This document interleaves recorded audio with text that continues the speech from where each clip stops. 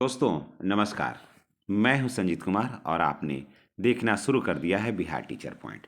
दोस्तों आज हम बात करेंगे सीनियरिटी के बारे में।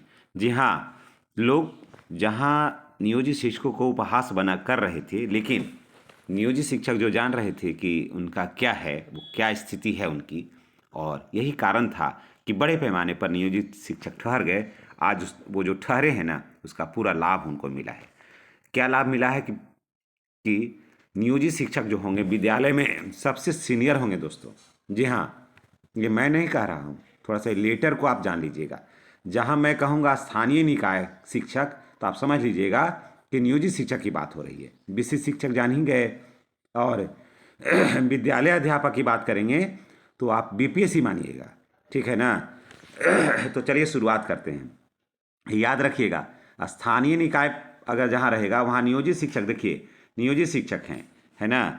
जहाँ स्थानीय निकाय रहेगा वहाँ पर देखिए नियोजित शिक्षक रहेगा, ठीक है। विशिष्ट शिक्षक आप समझ ही गए। और और उसके बाद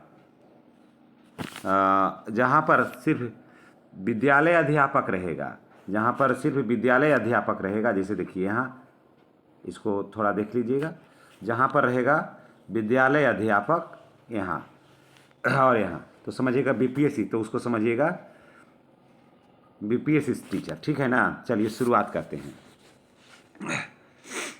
जिन माध्यमिक एवं उच्च माध्यमिक चलिए शुरू से पढ़ लेते हैं।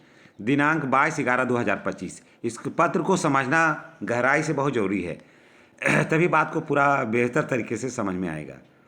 देखिए संचिका संघ क्या है, चलो 4206। शिक्षा विभाग बिहार सरकार के आदेश संख्या 2558 दिनांक 9/9/2025 के तहत गठित समिति द्वारा की गई अनुशंसा के आलोक में स्थानीय निकाय शिक्षक यानी नियोजित शिक्षक, विशिष्ट शिक्षक, विद्यालय अध्यापक की आपसी वरीयता के निर्धारण के संबंध में ये आया है, ठीक है। आप चलिए आगे बढ़ते हैं। इसमें देखिए वो एक में क्या है, ये सब हाई स्कूल के लिए है। जिन माध्यमिक एवं उन उच्च माध्यमिक विद्यालयों में प्रमंडलीय व संवर्ग के सहायक शिक्षक जो अब मरणशील है, वो पद अब है नहीं, जैसे जैसे रिटायर करेंगे ना वैसे वैसे ये पद समाप्त हो जाएगा। जो पुराने वेतनमान वाले शिक्षक हैं वो सब स्थापित होंगे। उन्हें स्थानीय निकाय के शिक्षक यानी नियोजित शिक्षक, समझ गए। उनके बाद नियोजित शिक्षक, उसके बाद विशिष्ट शिक्षक, उसके विद्यालय अध्यापक से वरीय माने जाएंगे। यानी कि कोई अगर पुराने वेतनमान वाले शिक्षक हैं तो वो सबसे सीनियर होंगे। उसके बाद समझ गए, थोड़ा यहाँ यहीं से समझते चलिएगा, आपको पूरा बात जो है ना वो समझ में आ जाएगा। पदस्थापित होंगे जहाँ जैसे प्रमंडलीय संवर्ग के जहाँ शिक्षक जो मरणशील पद है अब पदस्थापित होंगे, तो वो स्थानीय निकाय के शिक्षक यानी नियोजित शिक्षक से सीनियर होंगे। और उसके बाद विशिष्ट शिक्षक से वो सीनियर होंगे, तो विशिष्ट शिक्षक से सीनियर कौन हो गए, नियोजित शिक्षक। और बीपीएससी शिक्षक से कौन हो गए सीनियर, विशिष्ट शिक्षक, ठीक है ना। अब आगे बढ़ते हैं। इसी प्रकार प्राथमिक, माध्यमिक एवं जिला संवर्ग के सहायक शिक्षक जो मरणशील पद संवर्ग है पदस्थापित होंगे, उन्हें स्थानीय निकाय के शिक्षक यानी नियोजित शिक्षक, विशिष्ट शिक्षक एवं विद्यालय अध्यापक से वरीय माना जाएगा, ठीक है। तो देखिए एक चीज़ मैं आपको बता देता हूँ यहाँ पर। शिक्षक जो हैं पहले जैसे पुराने वेतनमान वाले हो गए, है ना, पुराने हो गए, एक हो गया, दूसरा हो गया 34,540, ठीक है, ये 2 नंबर हो गए। आप देखिए उसके बाद आइए नियोजित, ठीक है, ये सब ये हो गया नियोजित हो गए। उसके बाद आइए विशिष्ट। इतना प्रकार का जो शिक्षक है इसमें काम कर रहे हैं, ठीक है। उसके बाद बीपीएससी, उसके बाद देखिए अब जो है ये सब जान लिए। अब उसके बाद देखिए प्रधान टीचर और प्रधानाध्यापक का पद ये अलग है, इसको ऊपर मानिएगा। अब देखिए फिर आते हैं उसमें माध्यमिक, उच्च माध्यमिक विद्यालयों में प्रमंडलीय संवर्ग के सहायक शिक्षक जो मरणशील पद है पदस्थापित नहीं होने की स्थिति, यानी पुराने शिक्षक अगर पदस्थापित नहीं है तो वहाँ बिहार राज्य के उच्च माध्यमिक विद्यालय प्रधानाध्यापक नियुक्ति, स्थानांतरण, अनुशासनिक कार्रवाई एवं सेवा शर्त नियमावली 2021 संशोधित नियमावली 2023 में प्रधानाध्यापक के पद पर सीधी नियुक्ति हेतु निर्धारित मानदंडों के मानक मानते हुए, ठीक ना, मानक मानते हुए देखिए सीधी नियुक्ति हेतु निर्धारित मानते हुए माध्यमिक उच्च माध्यमिक स्थानीय निकाय के शिक्षक यानी नियोजित शिक्षक विशिष्ट शिक्षक एवं विद्यालय अध्यापक कि आपसी वरीयता निर्धारण निम्नलिखित मापदंड के अनुसार किया जाएगा। ठीक है, अब देखिए क को देखिए देखते हैं। माध्यमिक शिक्षक विद्यालय अध्यापक को यदि स्थानीय निकाय शिक्षक प्रशिक्षित हैं, समझ गए, अगर वो लोग नहीं हैं तो माध्यमिक शिक्षक विद्यालय अध्यापक को यदि स्थानीय निकाय यानी नियोजित शिक्षक, यहाँ देखिए नियोजित शिक्षक, पहले ही मैंने आपको कहा है कि स्थानीय निकाय तो जानिए नियोजित शिक्षक, प्रशिक्षित यानी जो ट्रेंड हैं, ठीक है, अथवा विशेष शिक्षक अथवा विद्यालय अध्यापक स्थानीय निकाय प्रशिक्षित शिक्षक एवं विशिष्ट शिक्षक स्थानीय निकाय शिक्षक एवं विद्यालय अध्यापक के रूप में न्यूनतम 8 वर्ष का अनुभव 9-10 के अध्यापन कार्य में होना चाहिए। यानी कि अगर ये शिक्षक हैं तो 8 वर्ष का अनुभव होना चाहिए, किसका, 9-10 का, पढ़ाने का, अध्यापन कार्य का।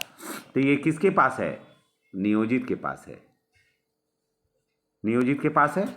तो चलिए यहाँ हो गया क्लियर, ये हाई स्कूल वालों का था। आगे देखिए बढ़ते हैं। इसी प्रकार उच्च माध्यमिक विद्यालय अध्यापक में स्थानीय निकाय यानी नियोजित शिक्षक प्रशिक्षित शिक्षक हैं तो विशिष्ट शिक्षक से सीनियर होंगे, विद्यालय अध्यापक यानी बीपीएससी से वो सीनियर होंगे। ठीक है, और हाँ ये कहा है कि वो भी होंगे, बीपीएससी वाले भी होंगे, लेकिन क्या कहता है कि अभी नहीं, 4 वर्ष का अनुभव होना, शिक्षण कार्य का अनुभव होना चाहिए उनको, जो 11-12 का शैक्षणिक कार्य वो किए होंगे तब होंगे, अभी नहीं होंगे। लेकिन अभी फिलहाल कौन होंगे, नियोजित शिक्षक। उसके बाद नियोजित शिक्षक उस विद्यालय में कोई नहीं रहेगा तो विशिष्ट शिक्षक होंगे। अब आगे बढ़िए। युक्त अर्हता वाले माध्यमिक शिक्षक उच्च माध्यमिक शिक्षक विद्यालय अध्यापक जो विद्यालय के प्रधानाध्यापक का प्रभार दिया जाएगा। ठीक है, अगर एक ही विद्यालय में, अब देखिए, अब यहाँ देखिए, अगर एक ही, यहाँ पर देख लीजिएगा, एक ही विद्यालय में यदि युक्त अर्हता माध्यमिक शिक्षक विद्यालय अध्यापक एवं उच्च माध्यमिक शिक्षक विद्यालय अध्यापक दोनों हो तो उच्च माध्यमिक विद्यालय अध्यापक प्रधानाध्यापक बनाया जाएगा। अब आगे बढ़िए। कंडिका ख में क्या कहता है, वर्णित मापदंड के अनुरूप एक से अधिक शिक्षक होने पर वरीयता का निर्धारण जन्म तिथि के आधार पर होगा, जो कि जन्म तिथि के मामले में भी नियोजित शिक्षक अन्य शिक्षकों के से सीनियर हैं। कारण कि नियोजित शिक्षक अधिक दिन से काम कर रहे हैं तो स्वाभाविक है कि जो बीपीएससी वाले शिक्षक हैं वो उनका उम्र काफ़ी कम है, काफ़ी कम उम्र में आए हैं, वो जो पढ़ा रहे हैं उनके बच्चे के समान है, ये है ना। जिनका जन्म तिथि पहले होगा तो स्वाभाविक है कि नियोजित शिक्षक ही होगा, उन्हें प्रधानाध्यापक का प्रभार दिया जाएगा, है ना। यानी कि जब तक प्रधानाध्यापक नहीं आते हैं तब तक उनको इसका प्रभार दिया जाएगा। और जन्म तिथि समान होने पर, अगर जन्म तिथि समान हो जाएगा तो जिनका नाम अल्फ़ाबेटिकल होगा उसी के आधार पर अंग्रेजी शब्द अल्फ़ाबेटिकल वो वरीय होंगे। ठीक है, अब आगे बढ़िए। प्राथमिक विद्यालय में आते हैं। प्राथमिक विद्यालय में आते हैं, यहाँ देखिए, अब इसको देखिए 3 में।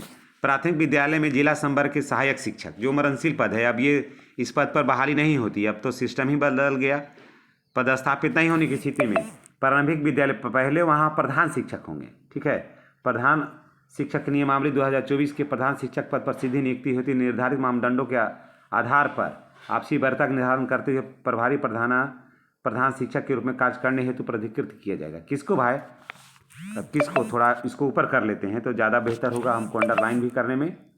और देखिए, माफ करिएगा, इसको देखिए ऐसे, हाँ अंडरलाइन करना बहुत जरूरी होगा।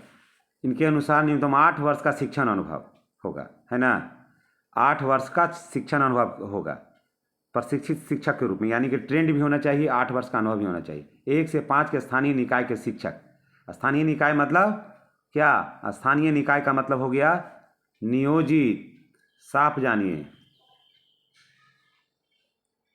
नियोजित टीचर। ठीक है, उसके बाद पहले ही देखिए लाइन में है नियोजित स्थानीय निकाय के शिक्षक।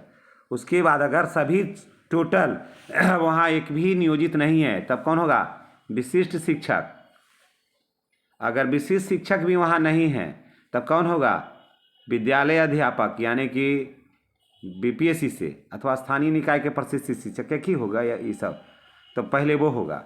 पहले उन्हीं को दिया जाएगा, यानी कि नियोजित शिक्षक को दिया जाएगा। उसके बाद विद्यालय अध्यापक को प्रभारी प्रधान के रूप में कार्य करने हेतु प्रतिकृत किया जाएगा, यानी कि स्थानीय निकाय के प्रशिक्षित शिक्षक को होगा ये। चलिए अब आगे बढ़ते हैं। वर्णित मापदंड के अनुरूप में से एक से अधिक शिक्षक होने की स्थिति में आपसी, अगर मानते हैं कि वहाँ नियोजित शिक्षक कई हैं तो जिनका जन्म तिथि ज़्यादा होगा वो होंगे, मैंने जो सबसे पहले पैदा हुए हैं वो होंगे। अगर सभी विशिष्ट शिक्षक हैं वहाँ, अगर प्रधान शिक्षक की नियुक्ति नहीं, अगर विशिष्ट शिक्षक हैं तो वहाँ विशिष्ट शिक्षक होंगे, और अगर कोई नहीं है तो फिर बीपीएससी वाले शिक्षक होंगे। बीपीएससी वाले शिक्षक को इसलिए अभी नहीं दिया जा रहा है कि अभी उनका 4 वर्ष अभी नहीं हुआ है, ठीक है। तो वर्णित मापदंड के अनुरूप से एक से अधिक शिक्षक होने की स्थिति में आपसी वरीयता का निर्धारण जन्म तिथि के आधार पर किया जाएगा, अर्थात जन्म तिथि पहले होगा, वरीय होंगे, प्रधान शिक्षक के रूप में उनको प्रभार दिया जाएगा। समान होने की स्थिति में अल्फाबेटिकल के हिसाब से होगा, वरीय होंगे और प्रधान शिक्षक के रूप में कार्य करेंगे नियोजित शिक्षक। यहाँ नियोजित शिक्षक नहीं रहेंगे तो विशिष्ट शिक्षक काम करेंगे। मध्य विद्यालय में जिला संवर्ग के सहायक शिक्षक पदस्थापित नहीं होने की स्थिति में बिहार प्रारंभिक विद्यालय प्रधान शिक्षक नियमावली 2024 में प्रधान शिक्षक के पद पर सीधी नियुक्ति एवं बिहार राज्यकृत प्रारंभिक विद्यालय शिक्षक स्थानांतरण अनुशासनिक कार्यवाही प्रोन्नति नियमावली 2018 के अंतर्गत मध्य विद्यालय में प्रधानाध्यापक के पद पर पदोन्नति हेतु निर्धारित मापदंड के अनुसार आपसी वरीयता का निर्धारण। चलिए यहाँ देखिए, यहाँ देख लेते हैं क्या है इसमें के अनुसार 4 वर्ष का शिक्षण अनुभव होना चाहिए प्रशिक्षित शिक्षक के रूप में। अगर पहले देखिए, अगर एक चीज़ जान लीजिए, अगर पुराने वेतनमान वाले नहीं हैं तो वहाँ 34,540 वाले को ढूंढिए उस विद्यालय में। अगर 34,540 वाले नहीं हैं तो वहाँ पर फिर नियोजित शिक्षक आएंगे। अगर नियोजित शिक्षक नहीं हैं तो वहाँ पर विशिष्ट शिक्षक आएंगे। अगर विशिष्ट शिक्षक नहीं हैं तो वहाँ पर बीपीएससी वाले शिक्षक आएंगे। समझ रहे हैं बात को।